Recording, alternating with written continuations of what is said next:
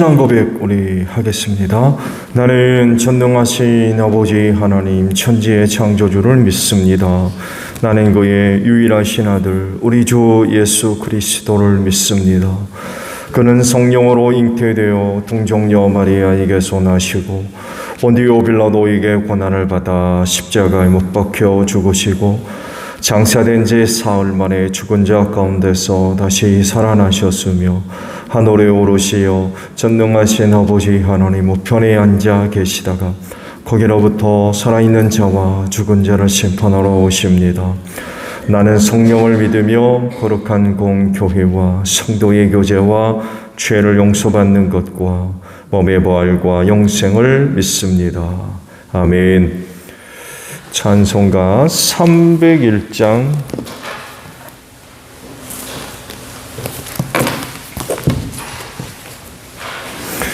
찬송가 301장 우리 부르시고 말씀을 봅니다.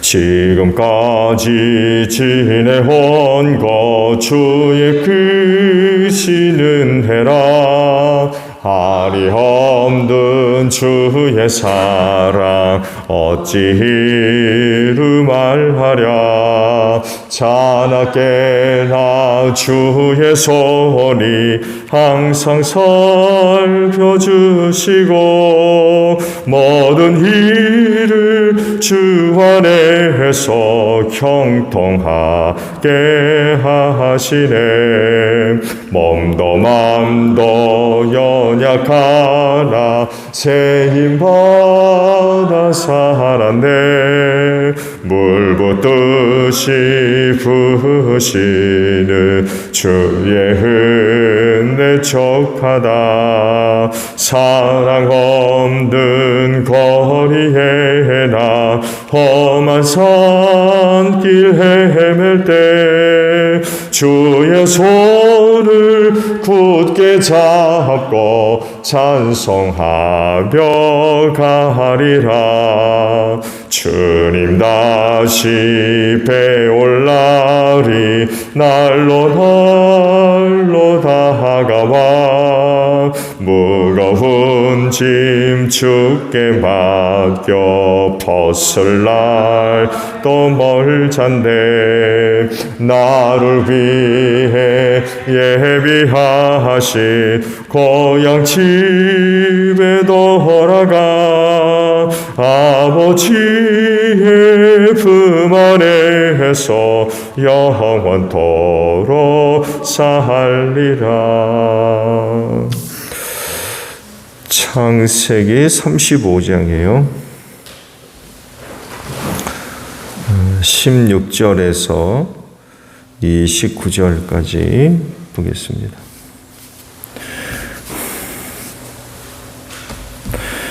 창세기 35장 16절에서 29절 마지막 절입니다. 그들이 베델을 떠나 에브랏에 아직 채 이르기 전에 라헬이 몸을 풀게 되었는데 고통이 너무 심하였다.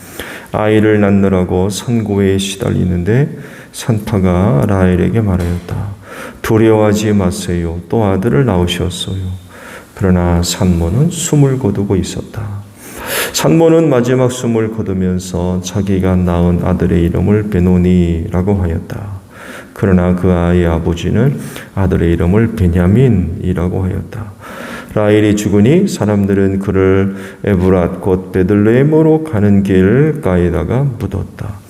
야곱이 라헬의 무덤 앞에 비석을 세웠는데 오늘날까지도 이 묘비가 라헬의 무덤을 가리키고 있다. 이스라엘이 다시 길을 떠나서 에델 망대 건너편에 자리를 잡고 장막을 쳤다. 이스라엘이 바로 그 지역에서 머물 때에 르우벤이 아버지의 저 비라를 범하였는데 이스라엘에게 이 소식이 들어갔다. 레아에게서 얻은 아들은 야곱의 맏아들 르우벤과 시몬과 레위와 유다와 이사갈과 스불론이다. 라헬에게서 얻은 아들은 요셉과 베냐민이다. 라헬의 몸종 비라에게서 얻은 아들은 단과 납달리이다. 레아의 몸종 실바에게서 얻은 아들은 갓과 야셀이다. 이들은 모두 야곱의 밧단 아람에서 얻은 아들들이다. 야곱이 기럇 아르바 근처 마므레로 가서 자기 아버지 이삭에게 이르렀다. 기럇 아르바는 아브라함과 이삭이 살던 헤브론이다. 이삭의 나이는 180살이었다. 이삭은 늙고 나이가 들어서 목숨이 다하자 죽어서 조상들 곁으로 갔다. 아들 에서와 야곱이 그를 안장하였다. 아멘. 오늘은요, 두 곳의 말씀을 보려고 해요. 오늘은 16절에 있는 말씀과 그리고 22절에 있는 말씀입니다. 16절 상반절을 보게 되면 그들이 베델을 떠나는 말씀이 있고요. 다른 하나는 22절, 이스라엘이 바로 그 지역에 머물 때 르우벤이 아버지의 저 비라를 범하였는데 이스라엘에게 이 소식이 들어갔다라는 말씀입니다. 신앙생활하는 우리 그리스도인들에게 있어서 모델 되시는 분이 바로 그리스도 예수이시죠. 그래서 하시는 말씀도 그리스도의 그 충만함에 이르러야 된다라고 말씀을 하시죠. 더욱이 하나님께서도 내가 완전하니 너희도 완전해야 된다.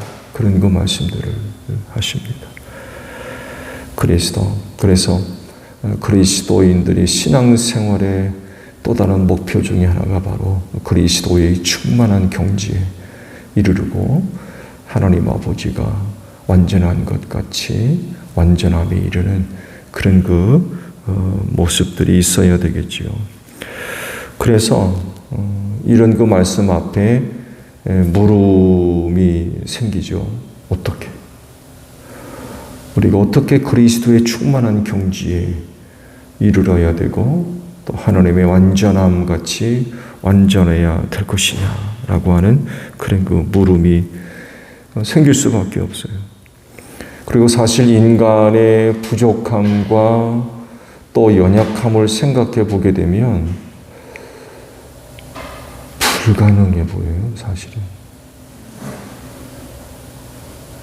그리스도의 충만함에 이룰 수 있어요?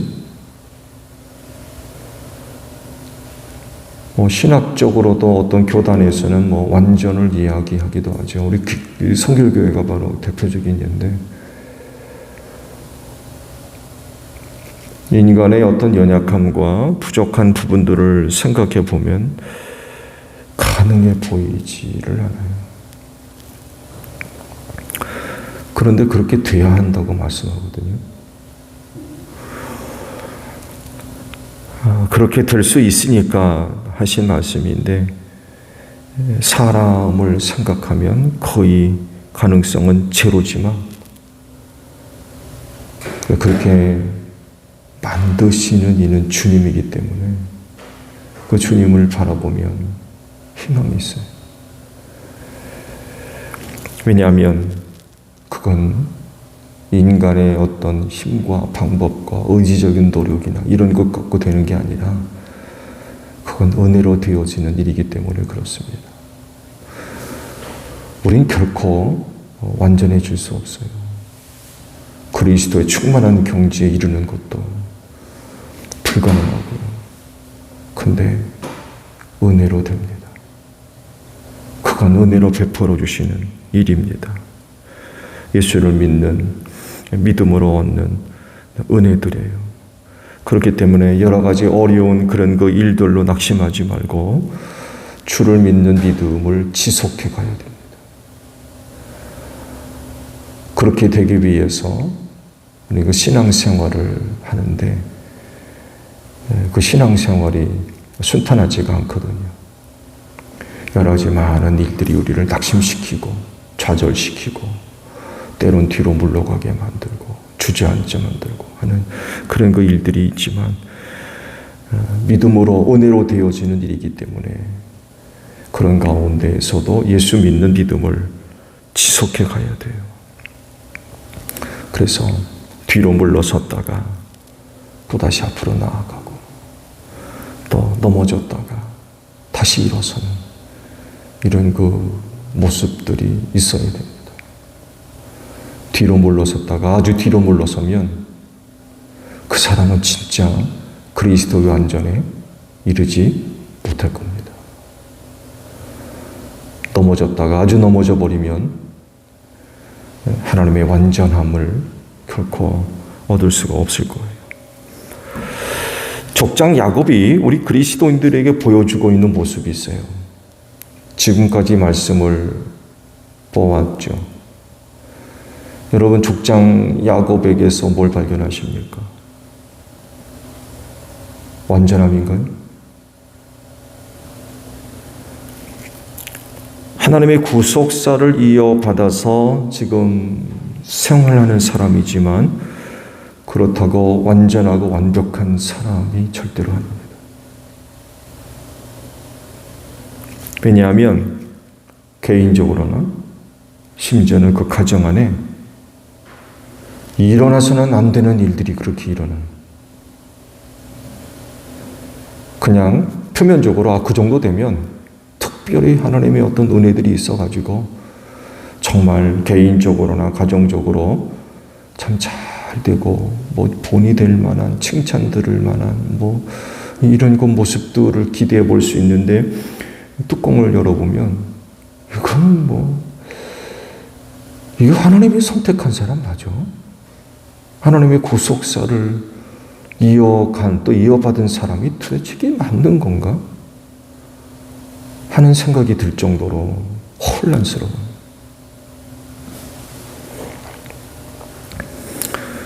족장이라고 하는 상징성을 생각해 보면 야곱 개인이나 또 야곱의 가정 혹은 가문에서 일어나지 말아야 할 그런 그 일들이 있거든요.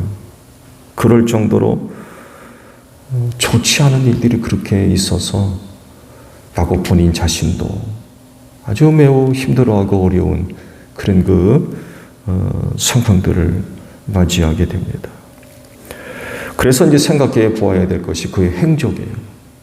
하나님께서 말씀을 하신 것 중에 하나가 지난번에 말씀을 봤듯이요.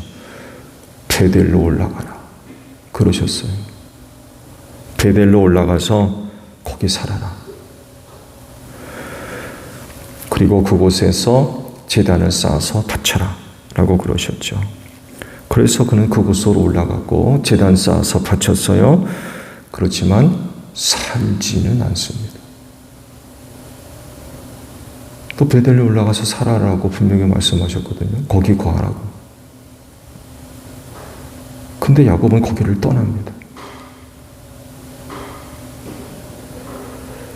왜 이렇게 살죠? 하나님은 분명히 베델로 올라가서 살라고 하셨는데 그는 왜 거기를 떠나죠? 그럴 수밖에 없는 이유가 있나요? 농사하는 사람이 아니라 목축업을 하는 사람이라서 그럴 수밖에 없나요? 그 주변에 있는 풀이 없으면 다른 곳으로 가야 되잖아요. 이곳저곳을 떠돌아다니면서 사는 이들이 목축업하는 사람들이거든요. 그래서 그런가요? 아니면 옮겨야 할 만한 뭐가 있었나요? 네, 야곱이 보여주고 있는 행적을 보면 하나님께서 말씀하신 것과 맞지가 않아요.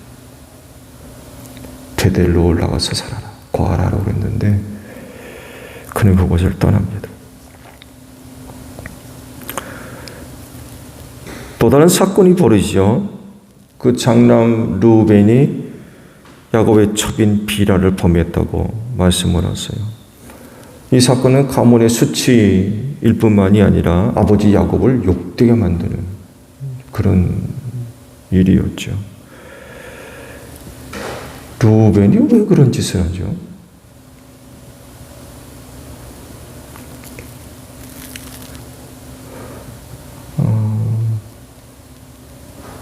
고대 사회엔 이런 문화가 있었어요. 이전 권력자의 뒤를 이어 그 권력을 잡게 되면 이전 권력자의 부인을 취해서 자기 부인으로 삼았어요. 심지어는요, 그런 일들을 공개적으로 사람들한테 보여주기까지 했어요.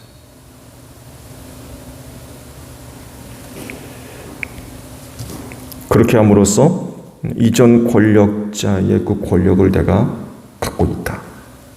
물려받았다. 내가 이어받았다. 이런 상징성이 있는 것으로 봤던 것 같아요. 이게 성경에도 기록되어 있습니다.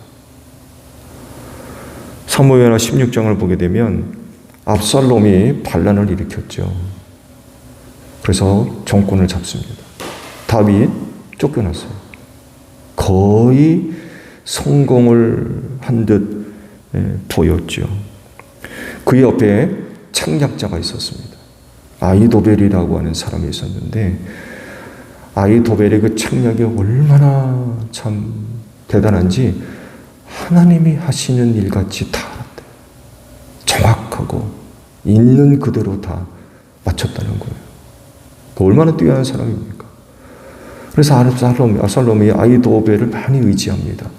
그래서 물어요. 다음에 우리가 뭘 했으면 좋겠느냐고 했더니만 아히도벨이 압살롬한테 이런 이야기를 권면을 합니다. 부왕이 왕궁을 지키라고 남겨둔 후궁들과 동침하십시오. 이렇게 임금님께서 부왕에게 미움을 받을 일을 하였다는 소문을 온 이스라엘이 들으면 임금님을 따르는 모든 사람이 더욱 힘을 낼 것입니다. 그리하여 사람들이 옥상 위에 압살롬이 들어갈 장막을 차려주니 온 이스라엘이 보는 앞에서 압살롬이 자기 아버지의 후궁들과 동침하였다. 이런 그 말씀이 있습니다. 그런 행위들이 낯설지가 않은 거예요. 이전 권력자의 후궁들, 부인들을 취함으로 권력을 내가 갖고 있다. 이런 것들을 보여줬던 거예요. 이렇게 보면 루벤의 행위가 이해될 만한 구석이 있는 거예요. 장남으로서 집안의 권력이 자기에게 있다는 것을 보여주기 위해 그런 짓을 했을 가능성이 있는 거예요.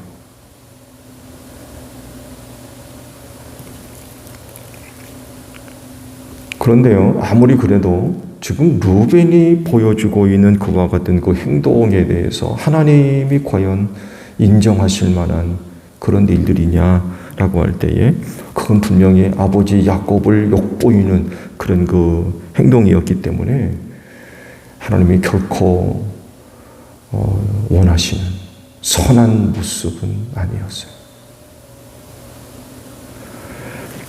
그런데 놀랍게도요, 루벤이 자기 첫 비라와 동침한 그런 그 일에 대해서 일절 언급을 하지 않습니다.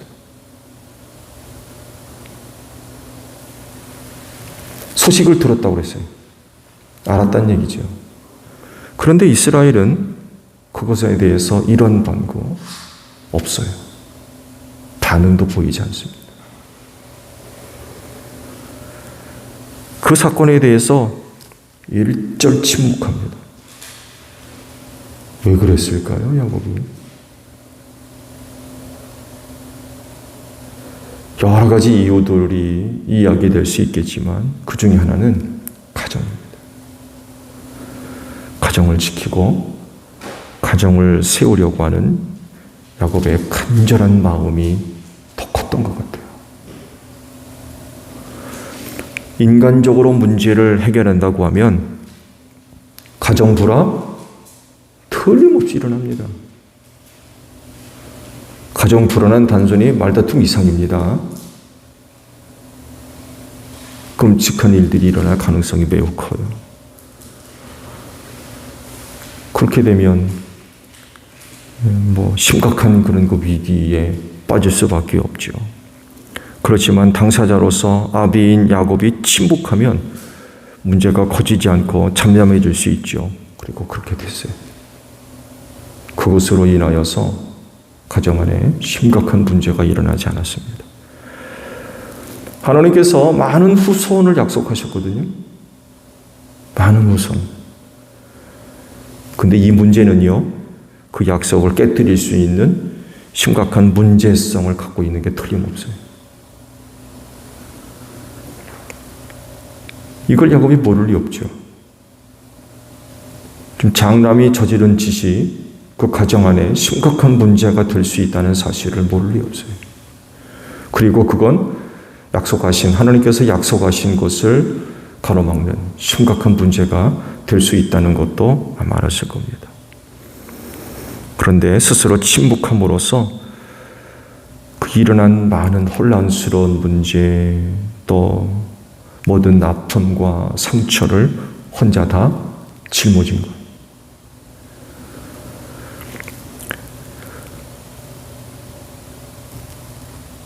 비라의 자식들과 둘이 있거든요. 그 루벤 가만두겠습니까? 그러면 루벤의 형제들은 또 가만히 있어요? 난리가 나는 거죠. 당사자인 야곱이 침묵을 합니다. 덮고 지어라는 거예요. 그래야만 가정적으로 안정을 찾을 수 있고, 많은 문제가 있고 허물이 있지만 하나님께서 약속하신 그 약속이 이루어지는 소중한 그런 그 모습이기 때문에 그걸 깨뜨리면 안 된다는 걸 야곱이 한 것 같아요. 틀림없이 문제지만, 그렇지만 야곱이 침묵합니다. 문제를 지고 가는 거죠. 근데요, 훗날 야곱이 이 문제를 언급합니다. 죽기 전에 자식들을 불러 모아놓고 축복을 했어요. 그때 루벤의 악행을 언급하면서 장자의 축복을 해주지 않습니다. 이런 말씀이 있어요. 루벤아, 너는 나의 맏아들이요 나의 힘 나의 정력의 첫 열매다. 그 영예가 높고 그 힘이 드세다. 그러나 거친 파도와 같으므로 또 내가 아버지의 침상에 올라와서 네 아버지의 침상을 더럽혔으므로 네가 으뜸이 되지는 못할 것이다. 결국 루벤이 장자권을 잃습니다. 그리고는 그 장자권이 누구한테 가요? 유다에게 갑니다. 유다에게. 축복의 내용이 그래요. 장자권이 유다에게 넘어가요. 그렇게 됨으로써 루벤을 비롯해서 그 후손들은요, 장자의 축복권을 잃어버렸어요. 먼저 태어났다고 해서 루벤을 비롯해서 그의 후손들이 장자권을 갖고 있느냐? 이때 야곱이 그렇게 축복함으로 모든 걸 잃어버렸어요.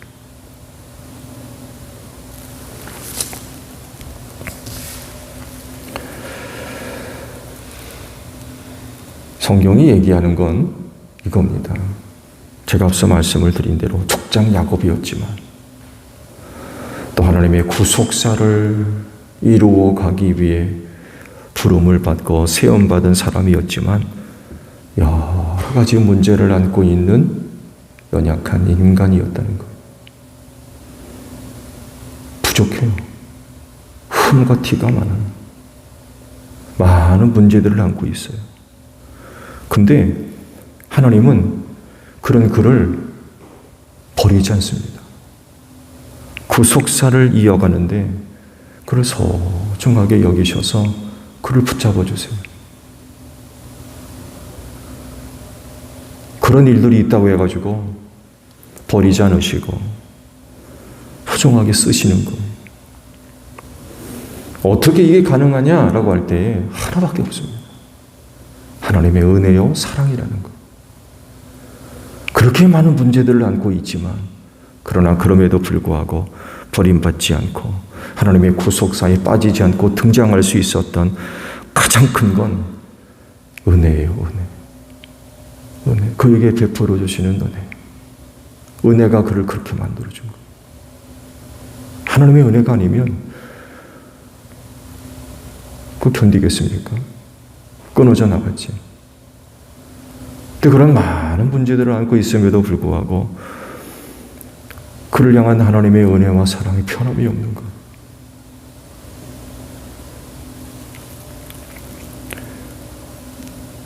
그리스도인은 하나님의 은혜로 사는 사람이지 자기 재주나 자기 능력이나 자기 힘이나 자기의 탁월한 지혜나 더 나아가서 자기의 의로움으로 사는 사람이 아닙니다. 그리스도인도 오직 은혜로 사는 사람이에요. 이걸 사도 바울이 알잖아요. 나의 나됨은 하나님의 은혜였다라고. 그래서 하나님의 은혜 앞에 겸손해야 됩니다. 교만하면 안 돼요. 사는 건 하나님의 은혜로 사는 거지 내 것 가지고 사는 게 아니에요. 오늘도 변함없이 우리에게 그 은혜를 베풀어 주시는 줄로 믿습니다. 그 은혜 때문에 오늘도 우리는 그리스도인으로서 살아가요. 감사하셔야 됩니다.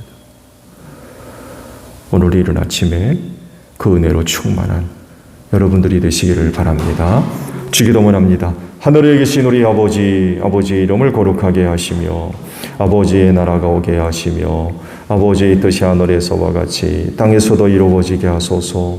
오늘 우리에게 일용할 양식을 주시고 우리가 우리에게 잘못한 사람을 용서하여 준 것 같이 우리 죄를 용서하여 주시고 우리를 시험에 빠지지 않게 하시고 악에서 구하소서. 나라와 권능과 영광이 영원히 아버지의 것입니다. 아멘. 기도하겠습니다.